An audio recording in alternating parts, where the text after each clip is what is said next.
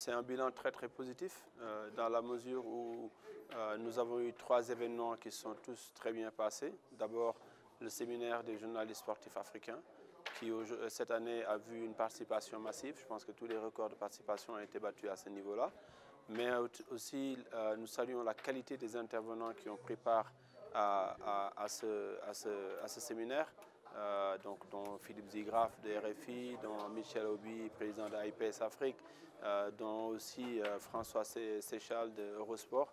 Et je pense que les journalistes africains, sportifs africains qui sont venus repartiront, je pense, satisfaits de ce qu'ils ont pu apprendre dans ces 2 jours de formation. Au deuxième niveau aussi, au niveau des événements, nous avons eu le Forum des athlètes. Là aussi, nous saluons la participation de Claudia Bockel, président de la commission des athlètes et membre de la commission exécutive du CIO, qui pendant 2 jours a pu échanger avec les athlètes sur la reconversion, sur aussi la recherche d'emploi et un peu parler de la condition des athlètes. Donc je pense que c'est une satisfaction, c'est la 2e fois que nous organisons ce forum. Et en dernier, la convention en elle-même, qui est absolument une satisfaction avec la présence massive, en tout cas de ce qu'on peut appeler les gloires ou les anciennes gloires de l'administration du sport en Afrique, en tête de file Lamine Diack, à qui nous avons rendu un vibrant hommage pour le remercier de nous avoir accompagnés depuis le début de cette convention. Moustapha Lafawi aussi, président d'honneur à vie de la FINA, qui a été avec nous, et je salue aussi la présence d'un très grand footballeur à qui nous avons rendu hommage aujourd'hui, François Mpelé du Congo. Et je pense que les débats aujourd'hui, pour moi, ont été très satisfaisants, surtout les débats sur l'avenir des Jeux africains, où on a eu même du mal à contenir en tout cas les débats dans le temps imparti, tellement il y avait de l'intérêt, tellement les gens voulaient échanger pour que ces Jeux africains puissent enfin décoller. Et je pense qu'aujourd'hui, nous retiendrons en tout cas beaucoup de choses positives de ces débats-là.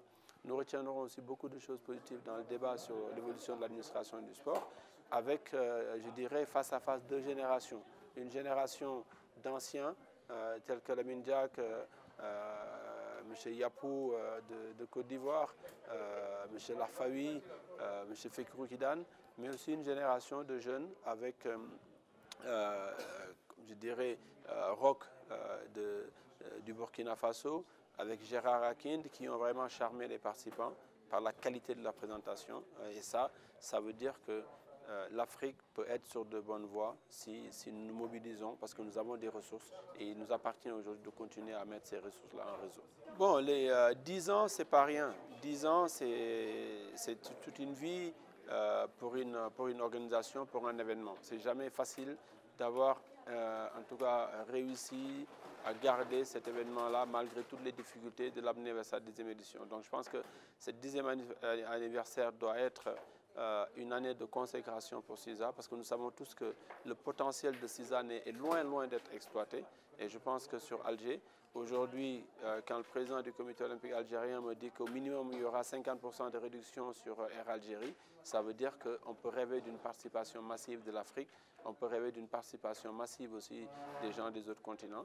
Et ce sera en tout cas pour nous une année où on doit avoir une participation parfaite, où on doit avoir aussi une participation la plus large possible.